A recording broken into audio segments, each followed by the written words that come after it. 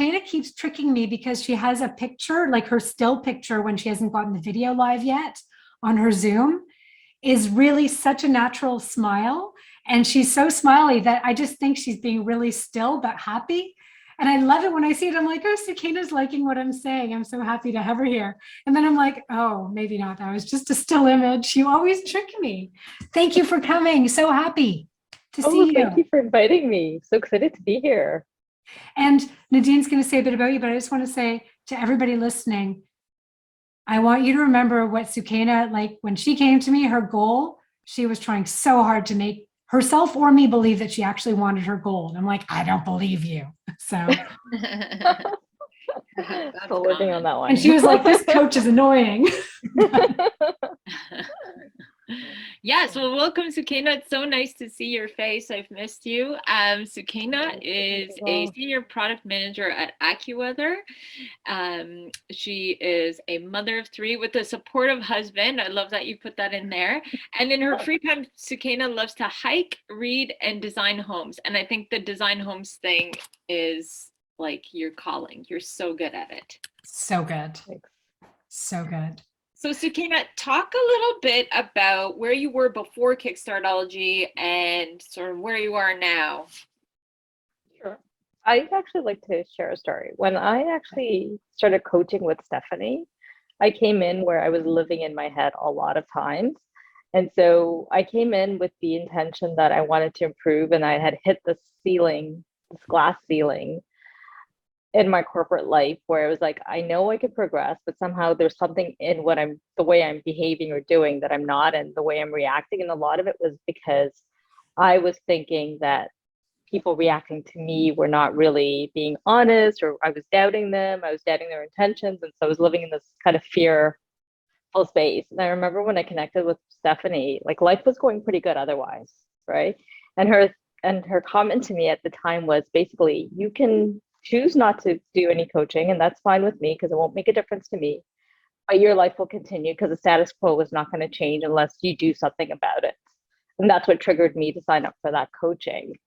And so, and as a result of the coaching, I started approaching problems differently. And I realized in some cases I'm very direct, very, very, I'm like going to get to the point, and then I realized I had to soften my touch. So sometimes I'd be like, I'm just asking to understand and letting people know my intentions. So that just helped and really improved and opened up a lot of doors, especially in the corporate world from that perspective, enough to actually, within a year of working with coaching with Stephanie, I landed another job that sort of came my way, but I had no fear of actually applying and going through that interview process. It was like, I have nothing to lose. Let's give it a try.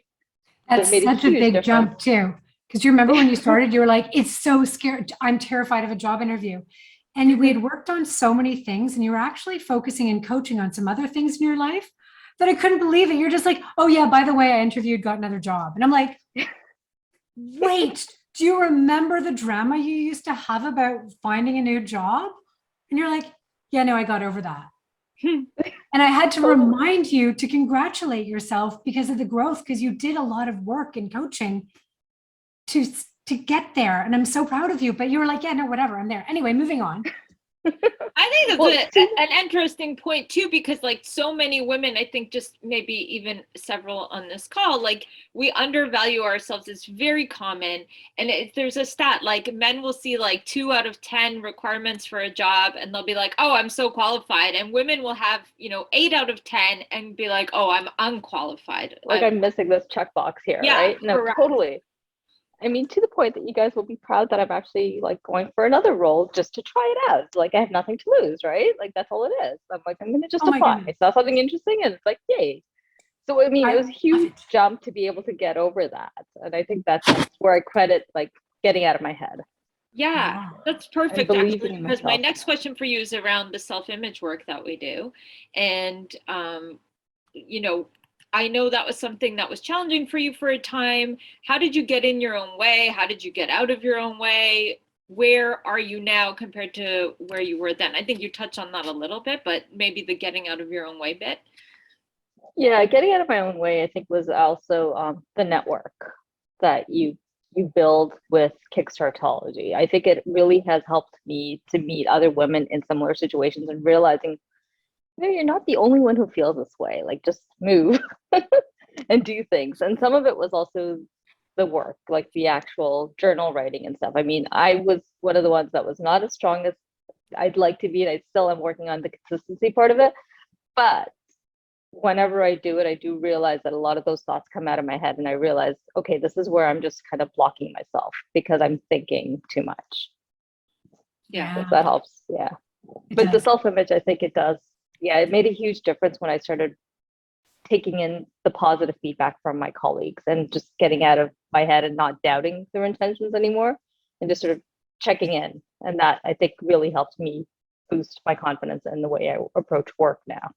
Yeah, you're talking a lot about work. I want you to talk about your design work too, about your passion. And I think your biggest win last year, from my point of view, is how you sort of got over your fear of putting yourself out there. And maybe you can tell them a little bit about that story. Okay, for sure. I can certainly.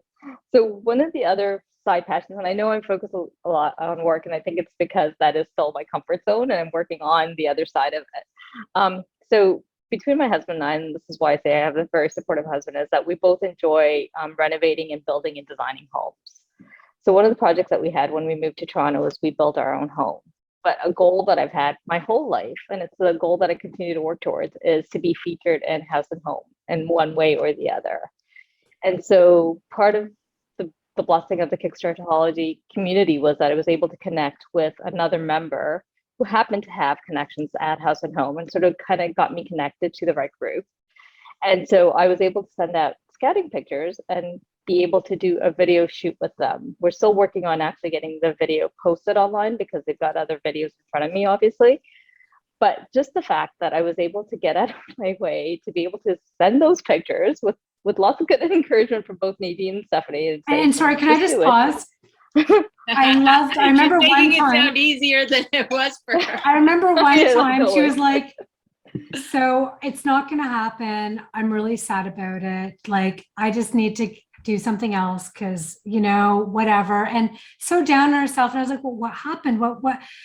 And she was like, well, they didn't get back to me or something like that. I was like, but when did you talk? She's like, well, they said they wouldn't get back to me for like another month, but the fact that they didn't now. And I'm like, wait, nothing has gone wrong here. And you're like, yeah, I've lost the opportunity. It's not happening. I'm like, why? And I think you were supposed to send something. You were having this mind drum and you're like, I guess, yeah, it's not happening. I'm like, and I remember there was some fun there, and you got out of your own way because it felt unsafe to do it. Cause you're like, if I get rejected, then I failed.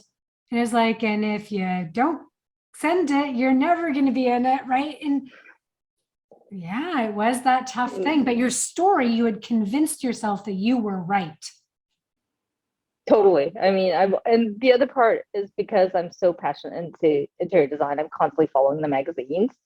And I think at one point I'd seen a laundry room with a similar color to the laundry room that I have. And I'm like, that's it. My house is dated. Like that's where my head is going. And and I've realized that no, it doesn't get dated so easily. And it's still, but yeah, no, the whole point is that because I was able to finally just do the actions. Sometimes you have to just do the actions, even if you don't believe in it, and just let the consequences kind of fall into place accordingly. Amazing. Great way of putting it. I love that. Do you have any other questions, Nadine? No, just what are you going to do? I think my thing is like, what's your next big thing? I know you talked a bit about potentially getting a new job, but what's your next big design project? My basement. So this is the one that I'm still like, I think I saw someone posted that Instagram, like posting on Instagram was one of their things. And I'm like Stephanie, where I'm kind of like still trying to work out, stop overthinking that posting on Instagram.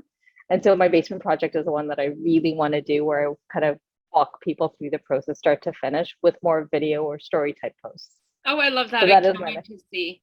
Eamon's popped your Instagram handle in the chat. You can follow Sukeina there and see all her wonderful projects and her progress so far in her house. Thank you so much. So great. Thanks. No, thank and you, I just want to say, you guys.